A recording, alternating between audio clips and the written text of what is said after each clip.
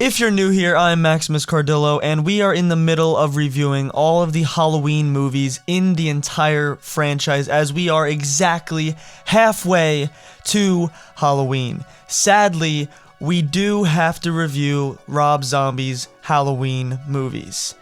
I have procrastinated doing these reviews for 2 weeks now. I reviewed David Gordon Green's trilogy about 2 weeks ago, and yeah, I don't know what to say. I just come right out and say it. I don't like Rob Zombie's Halloween movies that much, but I will give them a fair shake in this review. As you can tell by the title of the video, I have clumped in Rob Zombie's Halloween 1 from 2007 and Rob Zombie's Halloween 2 from 2009 in the same video. We're going to be taking a look at both of these movies. If it wasn't in this franchise, I probably wouldn't have given these movies a chance. But without further ado, let's start with Rob Zombie's first Halloween movie. So this movie is a remake, but it doesn't quite redo John Carpenter's Halloween until the second half of the movie. This movie is basically two movies in one.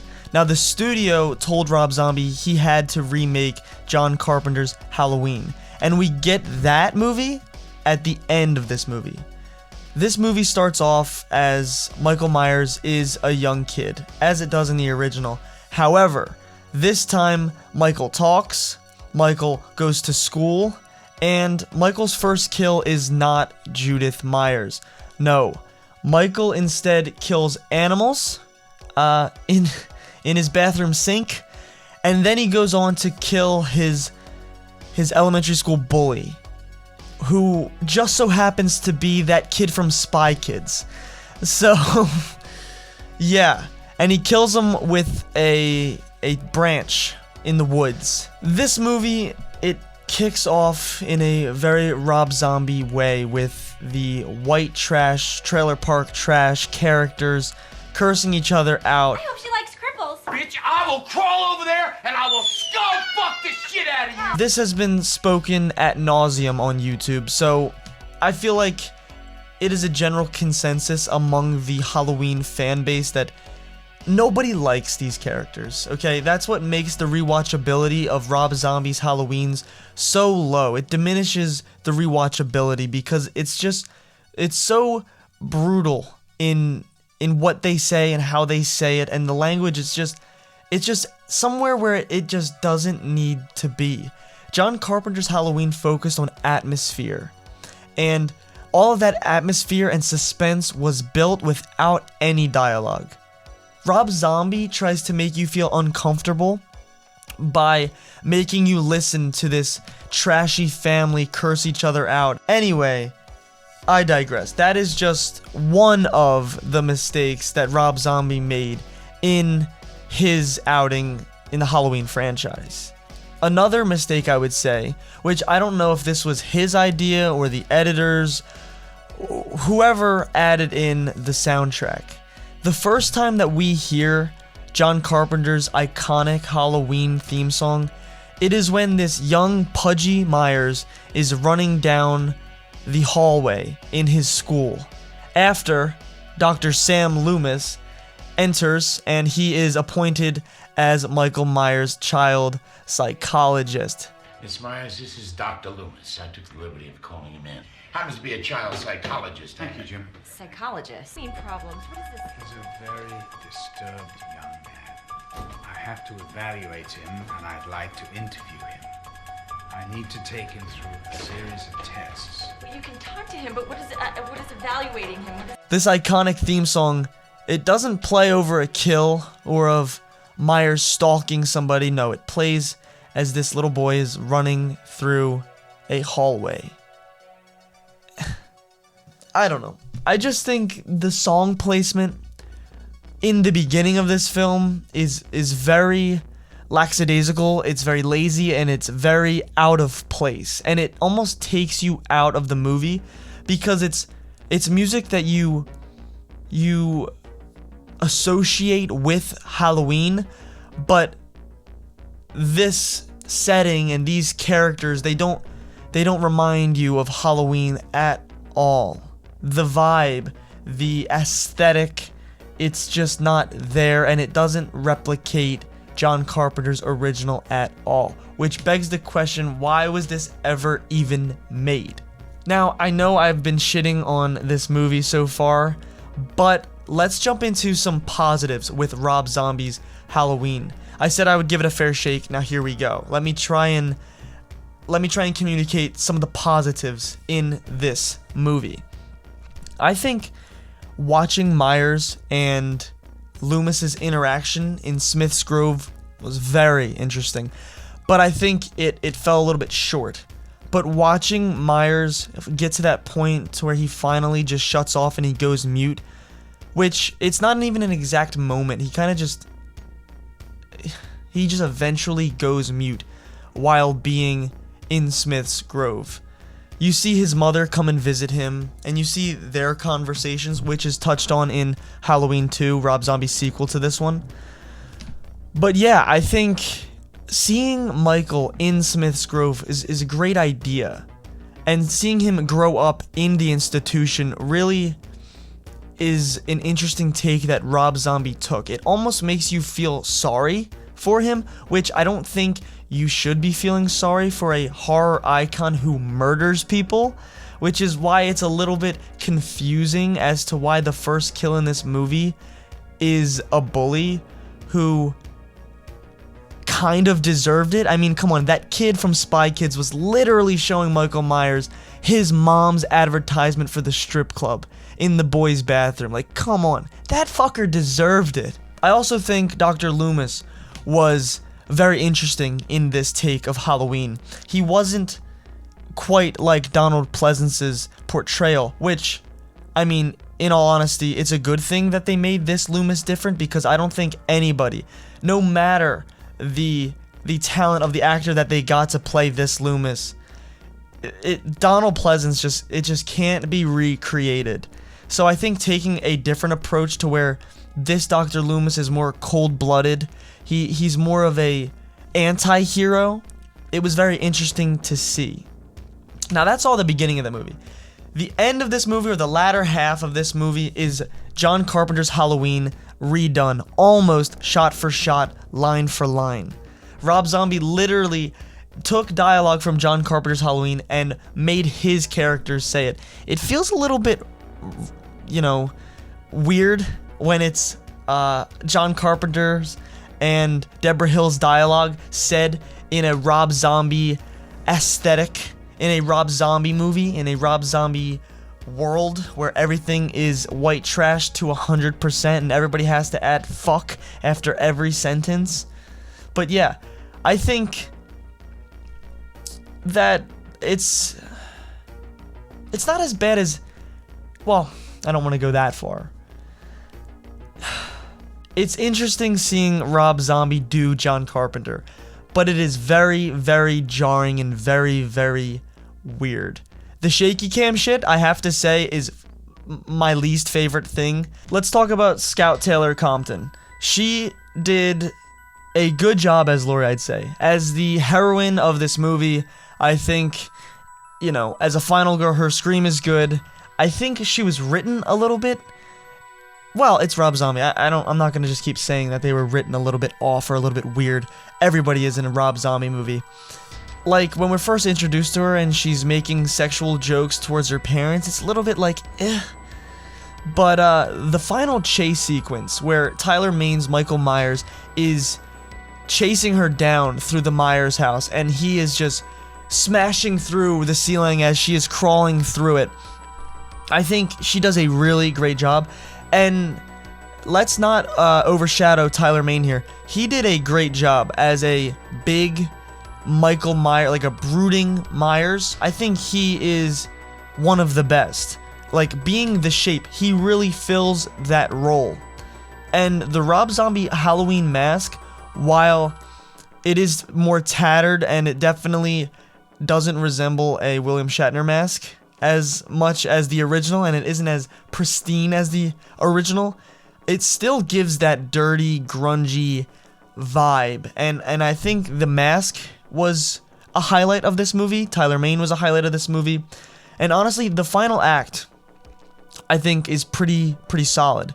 When I was about to say Jamie Lee Curtis, not Jamie Lee Curtis, Laurie Strode, who is not Jamie Lee Curtis this time, when she is in the pool, the empty pool with Myers, and then Sam Loomis shows up, Malcolm McDowell, and we finally get Myers shot 3 times this time, not 6, 3 times. He then takes Laurie, and then you think that's the end of the movie, right? Dr. Loomis shoots Myers, and that's how the movie ends. But no, Myers comes up out of the pool, and we get another chase. And I think that subversion of expectation is very good, very well executed by Zombie here. I think if he would have done that throughout the movie, I think this movie would be a lot stronger. I think because he followed John Carpenter's Halloween so formulaic on the latter half of this film, it made it a paint-by-numbers Halloween movie, and he just made it a little bit more grungy and dirty with his dialogue. I think Rob Zombie shouldn't be allowed to write his movies. I think he is definitely a talented artist with visuals and the way that he moves the camera, but I just think his dialogue takes me out of the movie. It makes me not want to listen to the movie. And when you don't listen to the movie, you don't get the story as much. And yeah, you get a Rob Zombie movie. Anyway, that's all I really have to say about this movie. As you can tell, I'm not the biggest fan. If I had to rate it out of 10, I would probably give this movie a 4. I don't want to give it a 5 because then it would sit with the... I feel like a 5 is like an average Halloween movie, and I feel like if I want to watch an average Halloween movie, I would pick one from the Thorn trilogy. I wouldn't pick a Rob Zombie movie. I think it's a little bit below average. Yes, it is a brutal Myers. It shows us Kid Myers in the asylum. It shows us Myers escaping Smith's Grove when he snaps the chains and he escapes. But this movie really depends on if you watch the director's cut or the theatrical cut, because there is some questionable things that happen, like the rape scene of an inmate or a patient in the Smith's Grove Sanitarium in the director's cut, which is just, Rob Zombie, why? Like, why did you do that? But yeah, I watched the theatrical cut, so that wasn't in my cut.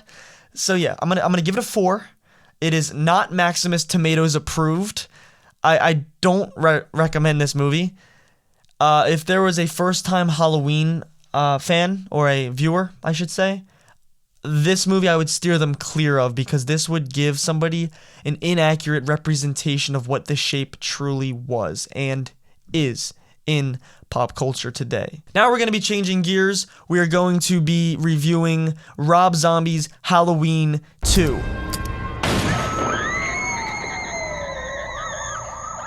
Now, Rob Zombie's Halloween 2 wasn't going to happen. Rob Zombie actually didn't want to make this movie. But then Malek Akkad gave Zombie full creative control. Hence why we got Sherry Moon Zombie in ghost form with a white horse. Rob Zombie's Halloween 2. It starts off with a bang. It starts off similarly to how Rob Zombie's Halloween 1 begins, with young Myers, who is now recasted because the original kid actor who played Myers got a little bit too old to play the role. And then we get to the hospital scene, which is the homage of the original Halloween 2. And we get this like 11-minute dream sequence where Laurie is in the hospital and she is getting stalked by the Shape.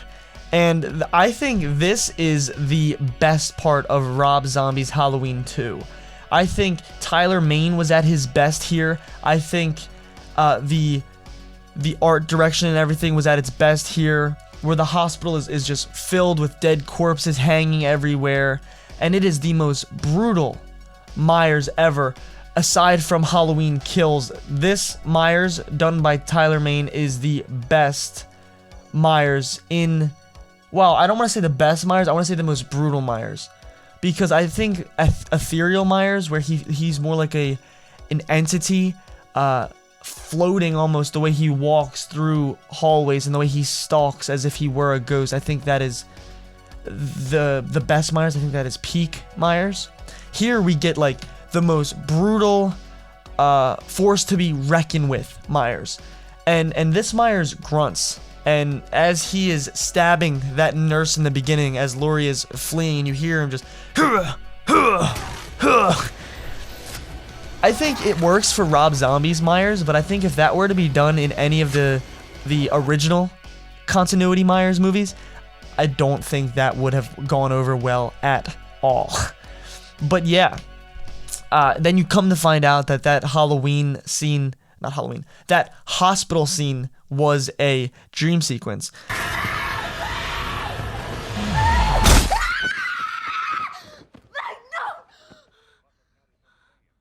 I see a lot of people in the fan base say that, oh, the beginning of this movie is all a dream sequence, it doesn't even matter. But at the same time, I have to disagree, because this dream sequence allows you to take a glimpse into Laurie Strode's subconscious, into what she's thinking about on a daily basis, even though she doesn't want to. The trauma that she sustained in Rob Zombie's first outing, Halloween, it carries over to here, and we see her dealing with that. That is like an everyday occurrence to her, seeing Myers stalk and kill people around her and eventually kill her.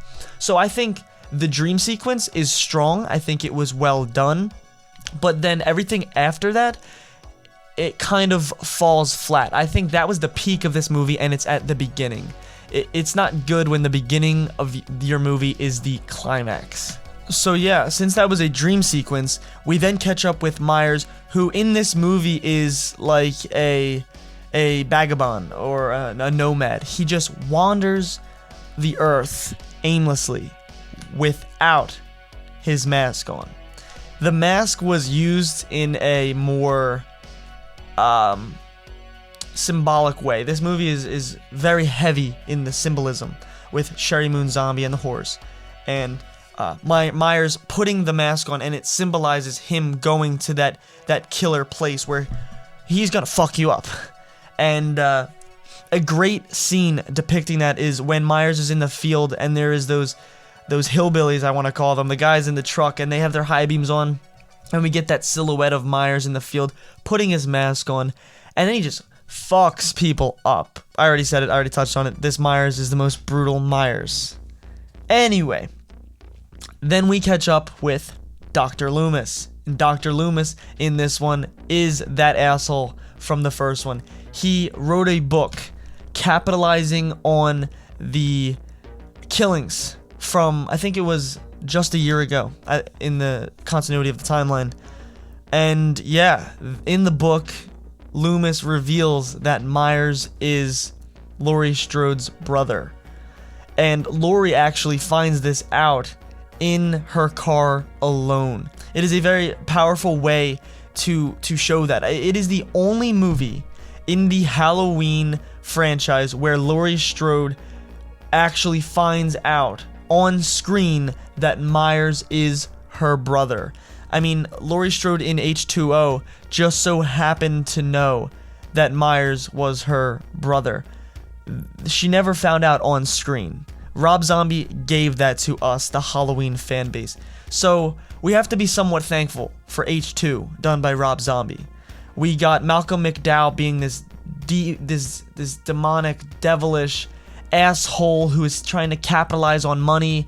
He's all Hollywood. He walks around with his sunglasses, and yeah, and Annie lives in the first Halloween that Rob Zombie did. And Annie is in this movie, and she is, I think, the most likable character in this film. I want to say her and Sheriff Brackett. They are the best part of the movie, I want to say. Annie eventually winds up getting murdered, as she did in the original, in this H2. And yeah, we get this climax, this ending in this shack, in this field, where Myers is trying to kill his sister, but then Loomis shows up, and Loomis tries to rectify his wrongs. He feels responsible for this. He is the Dr. Frankenstein to Michael Myers' Frankenstein. It's a really cool dynamic, and Loomis finally gets his comeuppance in this ending. Michael gets shot by the police here, and he falls back onto some farm equipment, and he gets impaled. And then Laurie says, I think something along the lines of, "I love you, brother." And it is the most stupidest bullshit ever. She puts on the mask and then walks out into the field, kind of an homage to Halloween 4, where Danielle Harris's character comes out with the knife at the end. And yeah, that is Rob Zombie's Halloween 2, a very abridged kind of a review. As you can tell, I'm not the biggest fan of this one either. And it depends what ending you watch, because in the director's cut, Myers actually speaks. And for some reason, after all of these years, when Myers first utters words in a film, it is "die." Michael, for God in heaven, Die!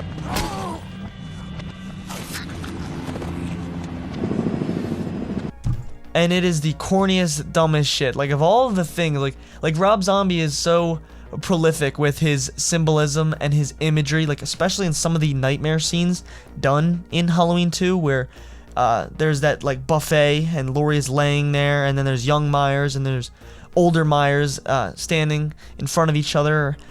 He decides to make Myers' first ever words "die." Just not my favorite. I think I do prefer H2 by Rob Zombie over his original outing. Therefore, I'm going to give H2 a 5.5 out of 10. It is not quite Maximus Tomatoes approved, but I would recommend it for more of the hardcore, grindhouse horror fan. I feel like the guts and the gore in the opening hospital scene, where you watch the surgery being done to patch up Laurie Strode's character, where you see fingernails being peeled off, you see Laurie screaming, "I don't want to die, I don't want to die." It's just, it makes you feel uncomfortable. But for me personally, I don't watch Halloween for that reason. I don't want to feel uncomfortable. This, I don't know. Let me know in the comments down below if you've watched this far. I don't watch Halloween to feel uncomfortable or to be scared. Like, at this point, I feel like Myers isn't scary. He's a pop culture icon, and that mythos of Myers being scary, it just isn't really there. I watch Halloween as almost like a comfort movie. Like, I remember watching Halloween when I was younger, and now I have like a nostalgia for it. When that theme song comes on, and you see Myers walking through a dark hallway, or you see him stalking Laurie Strode, it's like, it's almost satisfying, you know what I mean? Like, it's almost like everything is right in the world. And Rob Zombie takes that and flips it on his head. He takes that iconic theme and he puts it in places it doesn't belong. He doesn't even use the iconic Halloween score in H2. I think it might be the only Halloween movie that doesn't feature the theme song. But yeah, I wouldn't put Rob Zombie's Halloween movies on if I didn't have to. I think Rob Zombie's Halloween movies are good for a certain niche audience, which is probably the Rob Zombie niche audience.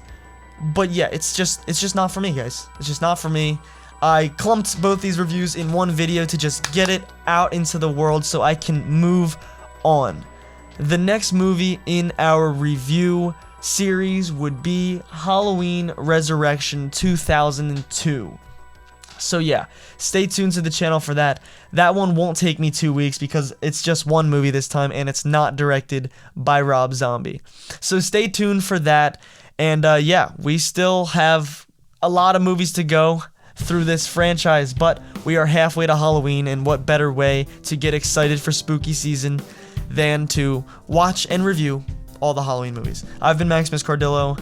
This has been my review of both Rob Zombie Halloween movies. Sorry if I pissed anybody off. Let me know your comments down below. What do you think of these 2 movies by Rob Zombie? That leaves one question to be asked. Are you not entertained? Flappy ass tits.